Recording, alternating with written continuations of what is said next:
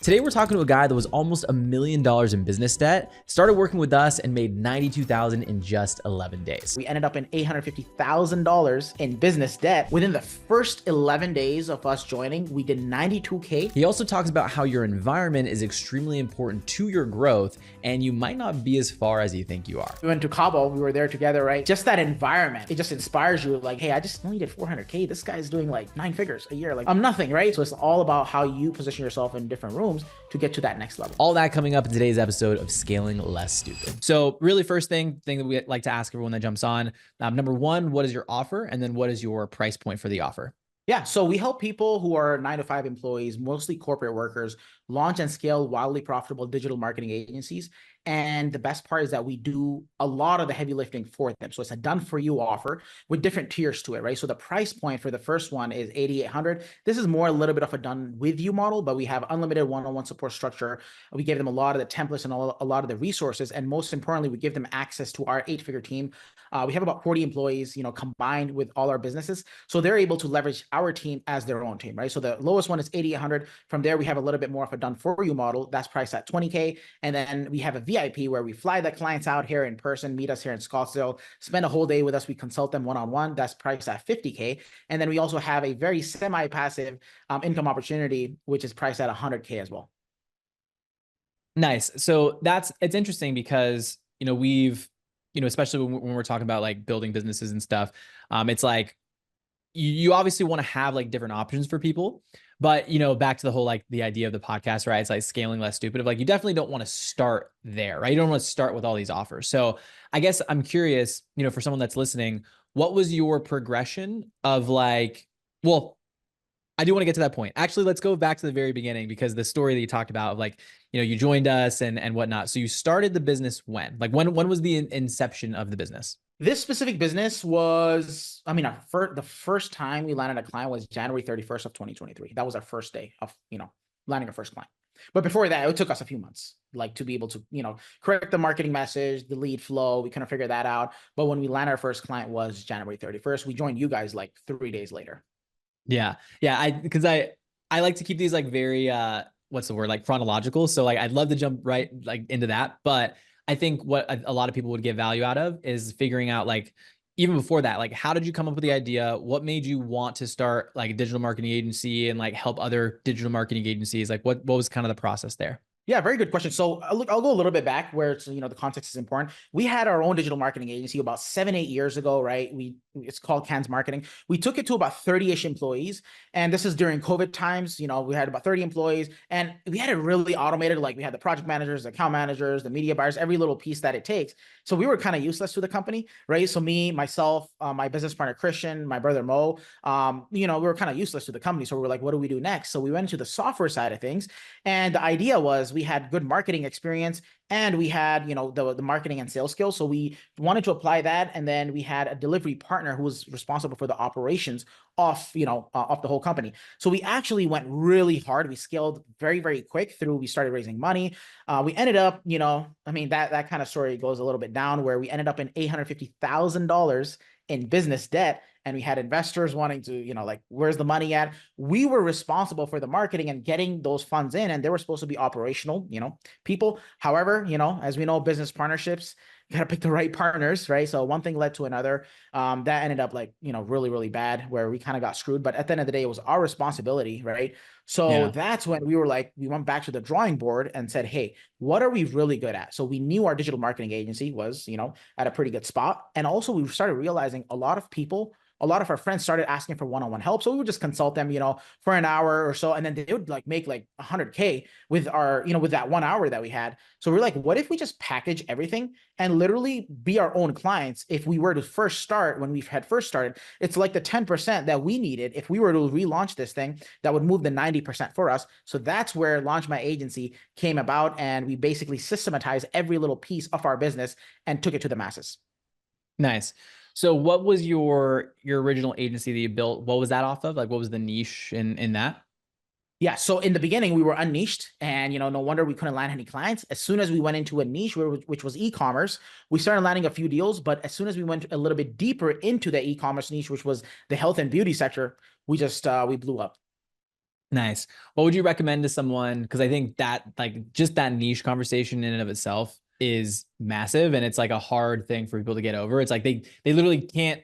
It's like the analysis paralysis. They're like, I can't do anything unless I pick my niche. So, what would you say to someone that's in that area of like, I don't know what to do, and then just like recommendations of like best niches that people could jump into?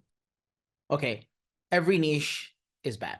How about that one, right? It's like it's really like how you go about things. You just make it the best niche that you possibly can.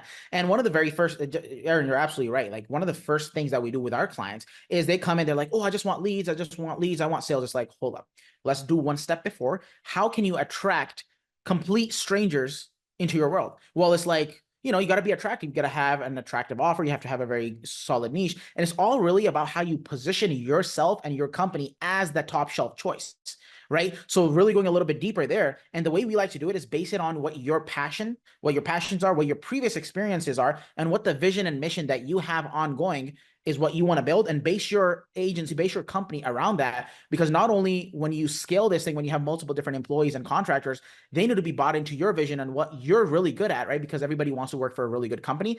And the only way to do that is by positioning yourself as that top shelf choice. So like really, it's actually very simple, but yeah, people get analysis paralysis. Just sit down for a little bit, write it all down, whatever your passions and your skill sets are, and base your offer around that. And then do the marketing, sales, everything comes slow. Nice. What would you say to someone that's, yeah, I'm just like thinking about your ideal client is like, I think that the talk of, really last couple of years have been, don't do this, do my thing instead. So if someone's listening to this and they're like, why should I do a digital marketing agency versus like all these other business models that are out there to help make money? Very good question.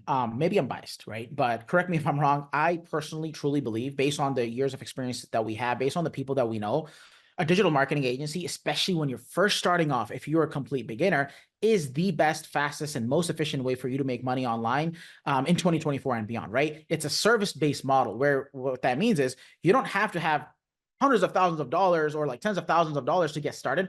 All you really need is literally a phone and Wi-Fi and a little bit of skills, right? And the best part is like you can leverage. We live in this world of 2024 where you don't have to have these skill sets yourself, so you can leverage other teams and other someone who's already proven, leverage their case studies and be able to attract the clients that you want to work with. So you just leverage them, right? And it's really all about you servicing them. It's not a product where e-commerce, for example, you have to invest all this money up front to get the product without any idea of it even working. Sometimes people are just left with 50K in worthless products, right? So it's a service-based business model. It's the first step that everyone should take, in my opinion.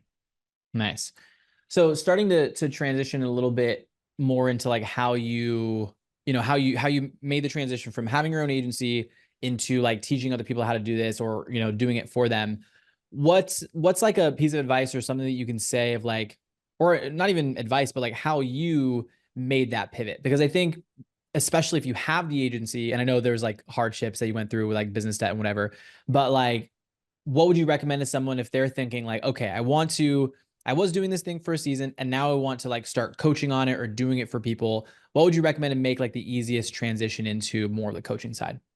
Can you elaborate a little bit more? When you say easiest, what exactly do you mean? Yeah, I just mean because that transition of, for example, if I'm a salesperson, for example, and I'm looking to transition and start teaching other people how to be in sales, like what would you say is like the path of making that transition, like for someone else that's trying to turn their skill set into more of coaching? Okay, so the path is like number one is, I mean, are you asking about like how should they go about the program specifically, of like how if they were to launch their program, how they should start thinking about that to service their clients? Okay, Exactly. perfect. Yep. Perfect. Okay. Yeah, amazing. So it's like again, people want to spend the least amount to get the maximum result, right? So as soon as when we sign on a client, our whole philosophy is what's the least amount these guys can put in when it comes to money, resources, time, effort, and energy to get the maximum result. So it's like we have a system where it's like quick wins, right? As soon as a client comes in, how can we take the time of everything that we know? What's like the 10% that we know that worked for us, instead of us giving them, oh, you do this and do that, maybe it doesn't work. No, no, no. It's like whatever worked for us, we try to package it in just that 10% and to just kind of like force feed it in a way, because in a way they're paying us for our time, our all the effort that we put in, the millions of dollars we've spent, made, lost, earned, the knowledge that we have, all the investments we've done for ourselves. They're just trying to buy into that, right? So for us, it's like, how can we get these people quick wins? Because it's not only, a lot of people confuse sales as just like, oh, collect cash, but that's just one sale. How about the next one where you have to make sure that they don't do a refund, right? Because buyer's remorse kicks in. Okay, but that's not where it ends. Now the work actually begins, is like, how can you carry them to the hilltop, and so that they can actually do the things that you're asking them to do without just like forcing everything down, right? Every little detail matters, every little message, every single call, it all has to be intentional. Also, how you set up your curriculum needs to be in a way where people actually consume it versus just like, oh, I give the deliverable, goodbye. No, client wins is your best form of marketing. So really being intentional about that is very, very important. I mean, it's the right thing to do as well, right, for your clients. Mm-hmm. That's huge. I mean, that's even when you think about it, it's almost, I mean, we've been doing this a long time, so it's a little bit more, it should be intuitive, but a lot of times it's not, is just like actually caring about your clients and making sure they see success, right? Like I started in the digital marketing space. That's actually how I got into like online. I got hit with like, a Tyler Lopez ad, and, started building, Same. a chiropractic agency. And it's like, there's the different layers and like seasons of business, in the sense of like, when I first started, it was like, okay, how do I like find people to reach out to? Like that was my bottleneck. And then it was like, how do I then get them on a phone? Okay, how do I sell them? But it almost like never gets to the point where fulfillment is the thing that you worry about, until recently. Like it's been a big like talk of the town of like, oh, you actually like have to get your clients results, which again seems intuitive. So I love that, being able to focus more on helping them see big wins, and, And also, real having them quick, not like refund. I don't mean to cut you off, but I You're just good. want to add here, this is a really good conversation, right? If you get your clients wins, especially quick wins in the beginning, man, they'll just upgrade. So like, we don't view our fulfillment team as its own team where we're just spending money, we're not making anything back. No, no, no. It actually is the complete opposite, right? So the transition that we actually had was like, we had a 20K done for you offer, right? But we realized once we got these people quick wins, they were upgrading to 50K. We literally have 50K clients coming in. Today's the 13th, so on the 24th is when they're going to come in. They're going to, spend the whole day with us, 6 of these people.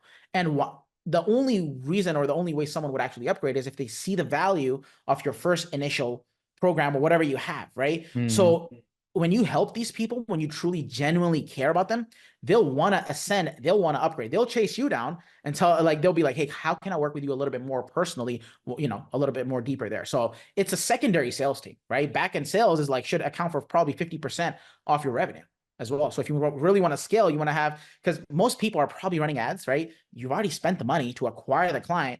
Now, if you upsell them on the back end, that's just pure profit, right? And most people just Yep. overlook that. They're just like, new, shiny object syndrome, new clients, they forget about the old ones. They get bad reviews, chargebacks, all these things happen. And then they're like, why don't I have a good business?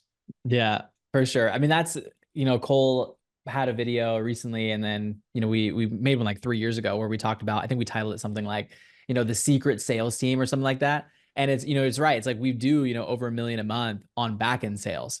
And those are, like you said, it's just people that have already agreed to work with you, and you just have to get them good results. And 9.9 times out of 10, they're going to upgrade because they want to continue to see those results.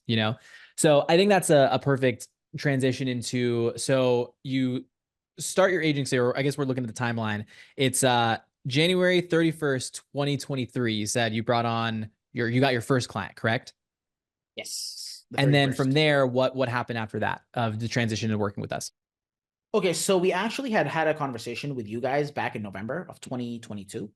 And we hit, sales call. We knew what the price was. We're like, all right, we don't have the investment, but we told the sales rep, the closer that you guys had, is like, look, once we get our first, client, we'll come back to you guys. He was like, all right, and literally we've got our first client on Monday. On Wednesday, we were like, all right, we make the decision to literally give you guys everything. We're like, let's go. We knew ahead, right? We planned in advance. We knew you guys were the real deal. And quite honestly, I thought you guys were just sales teams, like literally.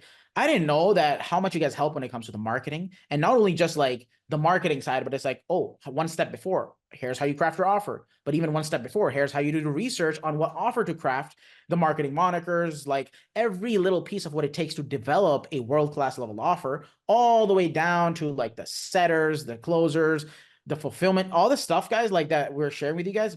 80-90% of it we learned directly from STA and from you guys, from Cole Gordon, when it comes to our business success, right? So it's like when we came in, we're like, whoa, this is actually way better than we thought. We thought we were just going to get a closer.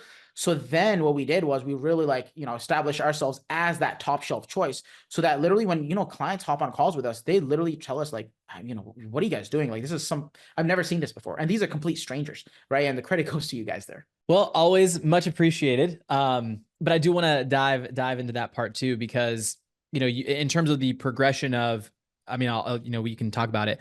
But so, what was your first, like, what was your first initial time, like, a couple of weeks within the program? I Okay. think you said something like, I'll let you say it, but Oh again, yeah, yeah, yeah, what was your for sure. experiences first coming in? Okay, so we came in, first client January 31st. Within the first 11 days of us joining, we did 92K in revenue with $1,800 in ad spend. And Not honestly, I'm a bad. little clueless as well. I still don't know how we pulled that one off, but we did, right? So it was learning some of the simplest things, but most people just overlook it, right? And then when we had the direction from our account manager and from the curriculum, we're like, whoa, we can just do this, and yeah, it works. 92K, 11 days. So what were those simple changes? Just charging more. Like, one of the most important things is, instead of charging like, I don't know, $1,000, if a lot of people, they have this limiting belief. It's like, hey, I'll charge 1,000. They're like, hey, you can charge 10K. No problem. People will pay, as long as you can, as long as you can collect 50% of your revenue, you can keep charging more. If you collect 60% off revenue, that means you're undercharging. So overcharge, like, not overcharge, but charge more, because the value is way more than you expect, right? So we had some limiting belief issues there, as well as sales calls, right? So like, I came in, I thought I was like, closing deals. Like I said, I had to like close these few deals, and we did a call review with you guys, and I realized like I was making some simple mistakes, like not listening to the client, right? When someone is speaking, instead of me just trying to be like, oh, covered this part of the script, move on to the next question. It's like, no, no, no, listen a little bit, right? So, honestly, got slapped around a little bit and learned the skill set of what it took to really be a high level closer. And then after that, I was pulling in myself like about 150K a month, from learning the skill sets before. By the way, before that, I took 37 calls. I didn't close a single deal. So my 38th call was my first deal ever. So after that, I had about a 20-ish% close rate on it was at that time, it was 15K offer. So you guys can do the math. Yeah. Yeah, man. That's, I mean, really goes back to the name of the podcast, right? Scaling less stupid, in the sense of, it's not usually something crazy that you need to change. I mean, it could be as simple as, like you said, like the limiting belief thing. Like, that's massive. Like, if you don't believe you're worth, or not even that, just like, if you don't believe that you can charge what you feel like you're worth, then it becomes really difficult to raise that price. And one thing even added on to that is, and maybe I'm speaking for you, but I'm curious, do you think making that 15K or whatever, I don't know if STA was that much at the time. I know we've raised prices, but did making the investment, or a larger investment in you yourself, help you in the conviction of raising your prices? 100%. It was like the best investment we could ever make, right? Like, on the surface level of it, if you talk to, most people who may not know of the value, for them, it's like, oh my God, you can buy a car. But for us, it was like, well, if I invest that money, what if I can buy a mansion? So that's just how we viewed it. And the best part is like, okay, the biggest ROI you can ever get, is my belief, is yourself. Because now, if for example our business shuts down tomorrow, yeah, it'll be a problem, but I have the skill sets that I know how to do marketing. I can get the right type of leads. I can get the right type of calls. We can sell them. We can upsell them. We can retain them. I can get referrals. Like, all these things that we learned from this specific program. What's the value on that? I think Mm, it's like very less compared to who you become, and also who, like, the opportunity cost, right? So it's that same amount if you were to spend on a car. Now every year is just 20% down, or whatever the yeah. depreciation cost is. But here's like it's like more than a 10x. 10x is nothing. I would say it's probably like a 100x return if I was to look at it in the lifetime of how much income I would have and the people around me that they would have. It's invaluable. Hmm. So what was the, I guess, transition, not even transition, but like, what after that first month, right? So you did, or not even first month, first 11 days, you did 11 the days. 92K. So what happened over the next like 60 days after that? Very good question. So one of the things that I really loved, we came in wanting to hire closers. That was a main thing, right? Like, let's hire a closer, let's scale the sales team. However, we were met with like, hey, you need to show leadership from the front. What that means is you first need to close a few deals and prove the system and lead from the front. And for us, for me, like it was a belief shift. I was like, man, I'm paying you guys for this. But I realized something very important is I'm not only paying for a closer, I'm paying for the actual result and the desired outcome that I want to have, right? The desired outcome was I wanted to get to $1 million a month, right? For that, I personally needed the skill sets of being a closer, which I was honestly running away from, right? So I was told, look, you first lead from the front, do the things you're supposed to. So then I like the next 60 days, like I was literally pulling in 150, around 150K in revenue per month myself with only like 4 calls a day. Cause I was doing other things as well, right? I was a CEO. I had a couple other tasks. I had about 4 calls on the calendar, pulling in, those numbers. And then from there is when we hired our first closer. And the beauty about it, I was able to ramp them so well because I had taken, a few hundred calls, whatever that number was. I've taken those calls. I've taken people who are maybe complete beginners and also sophisticated clientele. So now I can, when I listen to calls, when I can do my coaching, I know who's who, Mhm. and I can best coach my team. So that way we can actually scale to the numbers that we wanted to. So I became that person first. And then we brought on the setters and closers and we took off from there. Yeah, man, that's huge. I think I talked about it on the last episode we recorded was, the person we talked to had like the same experience of like, well, I like mostly like 90% of people come to us because our marketing angle is like, we will place you with setters and closers. But 90% of people or 99% of people come in and they have like, they don't know how to close themselves. So it's really difficult for them to be able to lead those people, right? It's like Cole, he was talking about like when we first started STA or Closer.io, it was like we tried the whole angle of like, hey, let's, we can help you like manage your salespeople. But the thing is, the market doesn't want that. The market doesn't care about that because they don't even think it's a problem, you know? So it's huge. I mean, it's huge on you to understand like not only even just sales, but like in every aspect of your business. If you don't understand that thing, at least at a high level, right? Like Cole, Cole doesn't like play around an ads manager anymore, but he knows enough to be pretty lethal to be able to Oh explain yeah. that to clients and to be able to, make sure that KPIs are on point, marketing's doing the best that it can. Cause if you're not, then you just can't fully lead the team in which you need to, right? In order to scale. 100%. You don't want to have blind spots, especially on the things that matter. And in the info space, offer creation, copywriting, marketing, setting, closing, fulfilling, like, these are some of the high level things. As a CEO, just like you said, you need to understand. And how the best way to understand is you go in the trenches, do a couple cold calls. Right. I remember in the curriculum, Cole would talk about, and this was like really weird for me. I'm like, he was doing, I think, $2 million a month at the time. And he wanted to have he was launching a new cold calling division. You probably know more than I do, right? I was just listening Yeah. to the curriculum. He was like, oh, I was just doing some cold calls. I was doing outbounds. I'm like, this guy's doing $2 million a month. He himself he's like, yeah, I wanted to prove the system. So that way, when I hire the team, I know exactly what I'm doing.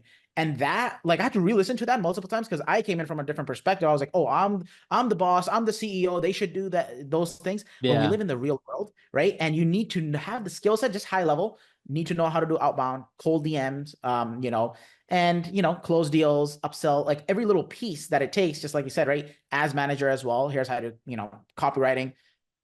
Understand that. Now you can manage the team and you're good to go. Mm-hmm.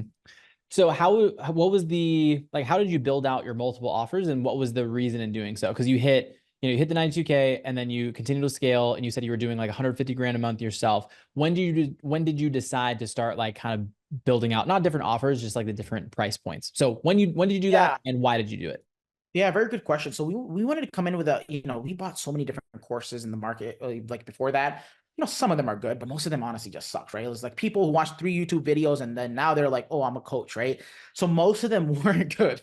Um, but we knew what the value was in courses. So what we wanted to do was what is one level above a course? It's like, well, it's done for you, right? And because we already had our agency, we're pretty good when it comes to systems and process. We had a large team. We knew that, not only can we crush this offer, but also competition wise, we are not going to really have much competition. And even right now, we don't, right? The people who have a done for you offer, they're just like templates and they just throw things and they're just like goodbye. We actually build everything from scratch, from the logo, from the website, the copy of it is all custom designed, custom developed, unlimited revisions. It's not some drag and drop Wix kind of thing, right? It takes a lot of work. And we just tell everyone this is what we do. So because our competition can't steal it, right? So we wanted to be the top shelf choice when it comes to that. We wanted to offer that done for you element. And when we came into some of these calls, people saw the value and they were like, okay, cool. Like these guys are, they're pretty competent in what they do. And we went from there. So the first one was it was a 15K done for you offer at that time. We launched that. We started realizing like, and by the way, at this time we had no funding options. We didn't even know, we didn't even have that knowledge that there's something called credit cards and like you can use other people's money to scale. So this was just like pure 15K. And we were offering like a 3 pay max. That was that was the max that we were offering. So we were missing out on a lot of money. We knew, we were like, man, there's a lot of people who want this but can't afford it. So we realized we're doing the market a disservice. So that's when we introduced a little bit less of a done for you model, whereas more done with you. So they still get an unlimited one-on-one support structure that we have. They still get a lot of the resources that our highest level clients would get. But instead of our team doing that work for them, we were able to pass on some of the savings on back to them by them just putting in a little bit more work, right? So that was the offer. So that was priced at 8,800. I mean, that literally just like, I think almost doubled. It was like 80% more of revenue that we were making just from that little tweak. We were like, okay, what about the months that we missed out on, right? So like if we launched it from the beginning, we would have been at a much bigger scale. But you don't know what you don't know, right? So we did the $8,800 one. After that, we started realizing like, man, we're getting some really sophisticated clientele when it comes to, our done for you offer. And the vision was to do $1 million a month, right? And that's where leading a good sales team comes into place, right? That was the vision. So we realized like, okay, what can we do? So we just slightly talked about like a potential, like a 50K kind of offer. If we were to work with people for a whole year instead of 3 months, fly them out. And what ended up happening was one of my sales reps, he's like, dude, I just closed someone. He's like, for what? He's like, this 50K, I swear to God, he's like 50K, $50,000. And I was like, okay, well, we just had talked about it like 3 days ago. We never formulated it, but now we're like, we have to fulfill on that, right? So We we gotta flew build that. the parachute on the way down. Oh yeah, man. It was like, whoa, someone actually agreed to it. Right. Yeah. It was just an idea. And that was goes to show you, like, if you have good closers, good people, like, they show leadership. So we closed that deal, we figured out, and then we got one of the best testimonials from that client. Like we did a, live in-person one-on-one consultation. We took all that content, posted on YouTube, and just from that content alone, we did over 300 grand because we would send that. We send the raw files. We didn't even have time. Like we didn't even edit it. We would send the raw files to even the clients who were like the 8,800 or the 20K package that we had. And they would just come across the line. They were like, okay, you guys are legit. You guys know what you guys are doing. And yeah, I mean, that's kind of the 80, the 50K offer that we had. And then we had another one someone who wanted to upgrade from the 50K to a higher level one, which we basically, like, I become the CEO of it. I run like the whole thing for him. He hops on like, monthly meetings with us. So that's priced at 100K. So that's the progression. Nice. So I guess from a marketing perspective, and I'm a marketing nerd, so this is more just from this, but I think it'll be helpful for people. Is your because you're not marketing all those things. Is my assumption is your front end marketing is marketing the done for you 15K, but the 8,800 is a downsell, and then obviously the 50 and 100 are upsells, correct? It's priced at 20K. Yes. So our Okay, got it. flagship is the 20K, right? That's what we're Got it. known for in the marketplace. We come in with that angle. This is what we have. And then on the call is when the closer determines, or the setter can as well, like what pathway to take some of these people. If they, like very rarely do we actually get a process objection. It's more like logistical, right? Like the money side of things. Sure. So if someone's like, broke, like that's the first start in for them. But we always tell them like, that's the flagship is the 50K, like straight up. All of our marketing, everything points to the 50K one that we want to meet you in person. We want to work with you one-on-one. My whole team wants to work with you. That's the flagship. We tell people straight up, we're getting you in for this, but ultimately we're going to get you here. Right. So they're like, now the North Star is that for them. So yeah, that's kind of the angle that we take. The sales guy determines what pathway to take them, whether it's done with you or done for you on the call. Sometimes we sprinkle in both, depending on if we're kind of 50-50 about someone. But yeah. Yeah, that's huge. I think a part that you mentioned that I want people to take away from it is your salesperson is making that distinction of where they need to go. I think the mistake that a lot of people will make is they'll create like their high ticket, right? So let's say, in this case, 20K, and then they'll look at the 8,800 and then they use that as like they use it as like a cop out, like a salesperson. They're like, well, I can't collect the 20K, so I'm just gonna like put them in 88. So as long as like they're doing it in a way where they know like I'm doing this for the best case for the client and not for my commission, And Yeah. that's I think that's huge, because sometimes, there's people that, they might not have the 20K, but their goals aren't in alignment. Like their goals are aligned with what they need from that program versus the done with you stuff that they're going to pay for the 8,800, but they're probably not going to see success because it's not actually what they need. So Yeah, that's, yeah, 100%. that's a big piece It's to really closers. being fair in three areas, right? So like if you're a judge, number one is you want to make sure you make the best decision for the client themselves. Number two, make the best decision for the company, right? And number three, make the best decision for yourself and your team, right? The closing team, the CSMs, the client success team, the operations team. And then based on those three things is where you find the sweet spot of what is the best decision that needs to be for the client, for the company, and for yourself and the team. Yeah. So where's that lead us, I guess, kind of to where we are now? So again, you have the really strong start. Where are you guys, revenue, cash, all that kind of stuff now? Yeah, so we did last month was 424K in revenue. Cash, usually we're always at around like 42 to about 48% of upfront cash collected. So whatever the numbers are in on that.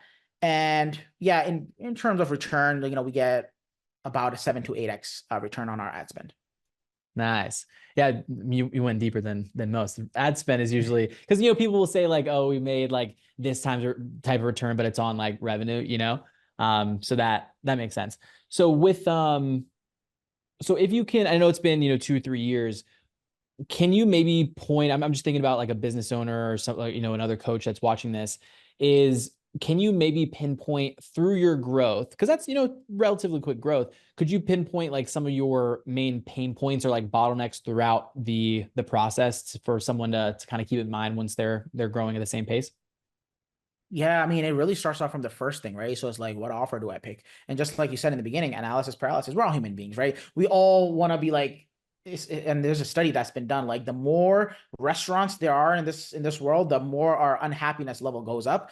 But if there's like three restaurants, then you just pick one of them, you're good, right? But now there's like dozens of them. So the same thing goes with offers. What offer do I pick? And then when you pick that offer, how do you position it? Is literally just using the right words, the right verbiage. How do you sell it? Like all these little things that go into it. But really, it's like cracking the offer and like getting the leads coming in, cold people, complete strangers coming in who are interested in what you have more than you're interested in their money, right? That's the first thing. How can we do that? So like all the focus is like, that's the first constraint of business, right? Figure that out. The next part is like, all right, how do I get them to book their calls? Okay, well, it matters of what kind of resources do you have, your setters. Like in the beginning, it's probably just going to be you, right? Like the messages, are you using the right messages? Are you chasing them? Are you not? Whatever the case is, get them on the calls. Okay, now they're booking calls. Well, they're not showing up. Okay, cool. What can I send them prior to, or how can I lead them to actually show up to the call, right?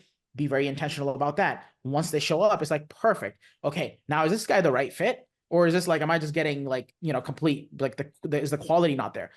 If the quality is not there, maybe there's a problem with the marketing, right? So fix that. Once that's fixed, now it's like, okay, the quality is good, the people are showing up, but maybe I'm not closing deals. Well, then it's a sales process issue. How can you like take that into account? Do call reviews, be like self-aware, right? People just do, just hop on calls, they don't even like review their calls. I realized the biggest thing for me, I did 37 calls, I didn't close a single, I didn't even like review any of the calls. And now I review them. I'm like, I literally reviewed them like 2 months ago. I was like, dude, I don't know what I was doing, right? No wonder why I had a sales Yeah. issue, right? Because one of the first things you guys talked about is review your own calls. So I started reviewing my own calls, started closing. I was like, oh, okay, that's how it works. That started happening from there. Sales is locked up. Then it was like fulfillment. How can we get these guys to make sure that they actually win? They consume the content. Every little piece, guys, is like take them on your back. You lead them, to the top. Then after that, once you have that streamlined business, you're by yourself or you may have a couple partners. Now it's like, how do you scale this? Then it's all a people problem, hiring the right people and managing them, retaining them. And there's a lot of factors that go into that, but that becomes the next constraint. And that's where we're at right now. Yeah. Dude, it's funny when you lay it out like that, because someone that is listening to this that might just be like just getting started, they're like, you're telling me I have to fix all these problems if I have a business? And it's like, that's the name of the game. I always tell everyone, it's like, if you want a business, like you have to just get comfortable with solving problems, because that's your life. It's like once you solve one problem, what happens? Another problem reveals itself, Exactly. and it's Yeah. something else to go in there and solve. What So that's like a lot of like, some of the not struggles, but like the bottlenecks you face, and then obviously getting past those. Other than like sales, for example, because I know that's been a big piece that you've said that we've helped a lot on, which it makes sense, right? We're a sales company at, when at the basic part. But what other pieces along the journey do you feel like we've been able to help out with, through that journey? So we paid, pretty good money for a mastermind just for the offer part, but we did learn a few small little tweaks that we made with you guys as well when it comes to the offer. So which, especially when it comes to like packaging that on the sales pitch, like your offer is completely useless if you can't say it with the right words, with the least amount of words and the maximum result on, for example, a sales call or, in your VSL. So like you guys helped a lot when it comes to like our VSL structure, the landing page that we had, the sales, even the setter stuff, right? Outbound scripts, inbound scripts, like when someone hops on a closing call, how do we do that? Follow-ups, every little piece you guys helped us out with. But more like, and not only that is like the fulfillment side of things, right? Like here's how you upsell people. So like a lot of times we get upsells on the onboarding call. We learned that from you guys, right? Like, if someone is like potentially like, they come in for the 80, 100, but in reality, they might have been a good candidate for the 20. Maybe they had a little bit of fear, a little bit of objections. Get them in. They see the process. They see how we have the CSM structure, right? We learned that from you guys. You guys have Ben and Jay there. So it's like, here's how you do the onboarding call. When they realize you are the leader, you know what you're doing, people are ready, man. Like people are hurting. They really want good help. And if you can do it for them, they're ready to give you their money. So you guys help with that part, and then the fulfillment part, and then the leadership, right? Like sales, like especially with the sales management side of things. My brother's 19 years old. He's managing our whole sales team. He dropped out of high school, came from a third world country, but it's because like literally what we do, watch the videos, implement, maybe fail a little bit. Okay, watch the videos again. Oh, we missed this part, go back. Right. It's like it's this loop. And then now it's kind of like we just do it in our sleep.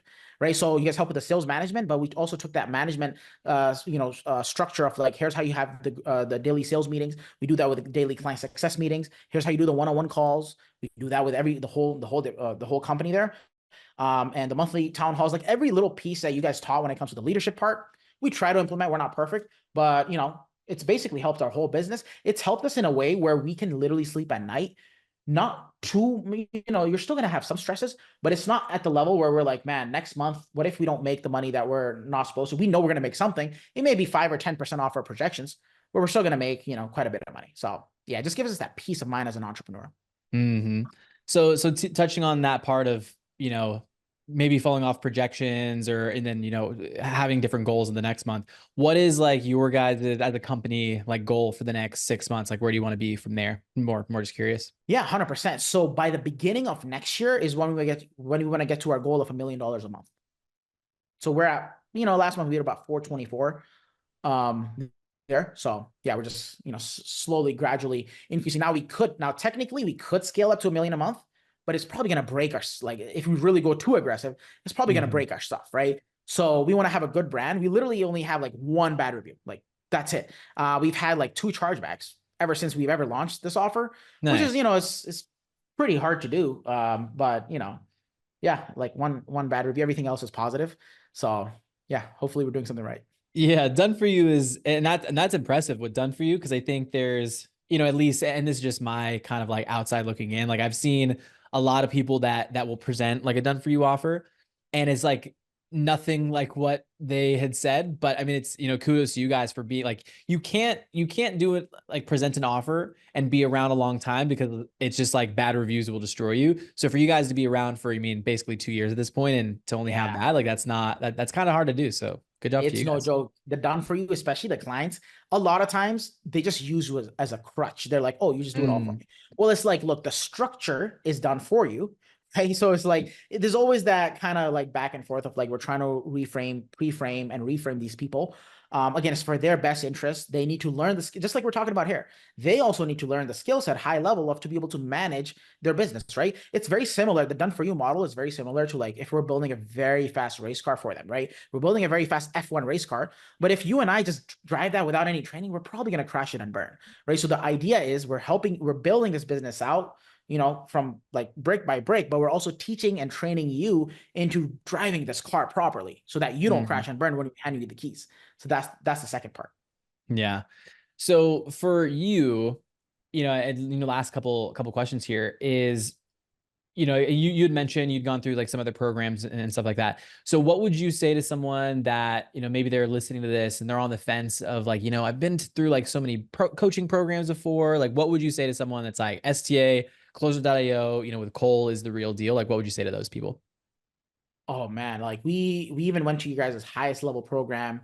And you know, it's the real deal, man. Like I don't think there's anyone in this space that exists to the level that you guys are at. Now, there's all these other people who do like smaller things. Maybe some are good at offers. Maybe some are just good at setting or closing. You guys like truly offer the full spectrum of business, right? From the operations, finance. Here's how you run your sheets. Financials, right? Here's how you do your taxes. And then the biggest thing also is like the connections, man. Like each connection that that we're connected with is like, I mean, anytime we have one conversation, like we just go to like a cigar bar based on the mastermind that we have with you guys, like we just learn one thing that's probably going to make us, I don't know, 50K, 100K sometimes. We learn one little thing, right? So I would highly suggest not only when it comes to the sales team accelerator, like the front end, but also when you get success on the front end, like make sure you upgrade to the back end. When, the 8-figure boardroom is the real deal. Some heavy hitters sitting in there. I think there's people, correct me if I'm wrong, but even doing 9 figures, right? So just imagine being around those people, shaking hands, especially when we went to Cabo, we were there together, right? A couple of weeks ago. Just that environment, it just inspires you. Like, it's like, hey, I just only did 400K. This guy's doing like 9 figures a year. Like, what am I? I'm nothing, right? And a lot of times as business owners, some of the people that are watching, you may be like a 7-figure business owner, but 7 figures is nothing, man. Like, there's levels to the game, right? So it's all about how you position yourself in different rooms to get to that next level. Yeah, we talk about all the time of like the saying of like you are the 5 people you surround yourself with, of like if the only people you're in masterminds with are people that are doing 100 grand a month, a lot of times like you won't have that motivation. Well, two things. Number one, the motivation to like get past that, and then even just the understanding that it's possible. Right. So like now it's like, you're doing 400 grand a month. It's like, that's, I mean, nothing compared to, and, relatively, right. Compared to other people, like 400 grand is still great, but it gives you that 100%. motivation to be like, hey, like, I know this is possible. And like, I want to hit that point, right. I want to see what it's It's like to hit those exactly. levels. It's not only possible, but it's probable for me, right? Mm, That's big because like it could be possible. And maybe what if I have my own, what if I'm struggling with my own belief shifts and like maybe I'm not worth 8 figures or 9 figures, maybe who knows, right? But it's like when you surround yourself in those rooms, you're like, well, this person's also flesh and blood. Like they're a human being. There's nothing special about them. Yeah, they have a certain amount of skill sets that they learned. So I can also learn the same skill sets and make the same amount, if not more. Yeah. So it becomes probable. And that's a big mm, part of business as well, is like you want to make it probable for yourself. It's all your own psyche, right? It's literally like the amount of money, or the amount of business success that you have is literally how you think of things. So that's why it's like investing in programs, investing in coaching is super key because it belief shifts you. It belief shifts you from the person that you were to the person that you need to become in order to be able to attract and manage the kind of money that you want to make. mm. There you go, dude. So what I'm gonna do here really quickly, first of all, I appreciate you coming on and hanging out and giving the insight. I think we were chatting. We'll have to do like a 6-month review, or come back Sure. and see where we are after towards that goal of the million a month. So I'm gonna do an outro super quickly, and then but I want you to just think about like what is one big like golden nugget, or just one thing that you would want someone to take away from this episode from listening. So think about that. I'm gonna do this outro really quickly. So for those of you that are listening up to this point, I mean, we've been talking for 45 minutes, 50 minutes at this point. So you're probably wondering, okay, what the heck is this STA Closer.io thing? Like, how does Zareer see the success? And, how can you figure out exactly like what that step-by-step process is? So first link down in the description below is going to be to be able to book a call with our team. And what that call is going to be is really just like an implementation call where, whoever you talk to, whether it's myself or someone from the team, I'm going to ask you questions about the business. Where are you? Where do you want to be? What's holding you back? Those types of things. And then really just help you put together a step-by-step plan of what we would do if we were you, for you to see success. And then of course, if you're at the end and you're like, hey, I want help doing that, help implementing it, obviously we can talk about what that looks like. But we really make it a point to not make it a hard sales call, like hard pressure sales call. We're just going to do and recommend what we think is the best based on your specific situation. So first link down in the description, click that. Feel free to book a call with the team. But Zareer, what you got for the last words here for the beautiful people? 100%. The last thing that you want to do is buy yourself another job, right? And in entrepreneurship, if you don't have a clear direction, if you don't have a clear vision or, pathway, you're buying yourself a lawyer's job, accountant, marketer. Like, I mean, I can go on and on. But with investing in yourself and investing in STA and Cole Gordon's, company, you have a very clear direction of like, if you do XYZ, you should get XYZ results. Now, it's not going to be 100% accurate, but even if it's 80, 90% accurate, doesn't that give you peace of mind? Right. And for me, I don't know about you guys watching, but at least for me, I wanted to have a business where, my mind is not on fire. I'm like not constantly dealing with so many different things because I have a knowledge gap. But now we can, project, like I said, not only the income of what we're going to make, but also how much time I'm actually putting into the business. I can actually scale without me being involved in every little detail. Right. So, we learned from Cole that this is the way to really run a business. And the way to do that is to really make sure you know the high level things as the company owner and as the company CEO so that you can properly manage that. And we were given all this in one platform, right? Instead of us trying to buy a course for this and that and this, it was like, no, just one thing, invest in one thing, stick to it for a year, for example, and you'll know everything that you need to be able to run a multiple 7 or 8 figure business here. So that's the golden nugget that I would say is if you're like on the fence, man, just go for it. It's the best investment you can ever make. And it's going to teach you, it's going to expand your limiting beliefs that you have. Everyone has limiting beliefs, but once you go through that, hopefully you'll thank me, and you'll thank Aaron and his team at closers.io. And we'll see you at one of the events. I know we're probably doing Cabo again next year, so don't quote me on that. I know that was just like talks within the team. So maybe we'll see you guys in Cabo. We'll hang out there. Sounds So good. Zareer, thanks so much for hanging out with us. I know a lot of people will be able to get some really good stuff out of this in terms of scaling. And if you guys want to learn more about Zareer, what his company does, we'll leave all the information down in the description as well as the show notes on the podcast app. And for those of you who are listening all the way down to the end, thanks for hanging out on the Scaling Less Stupid podcast. We'll see you guys in the next episode. Talk soon. See you guys next time.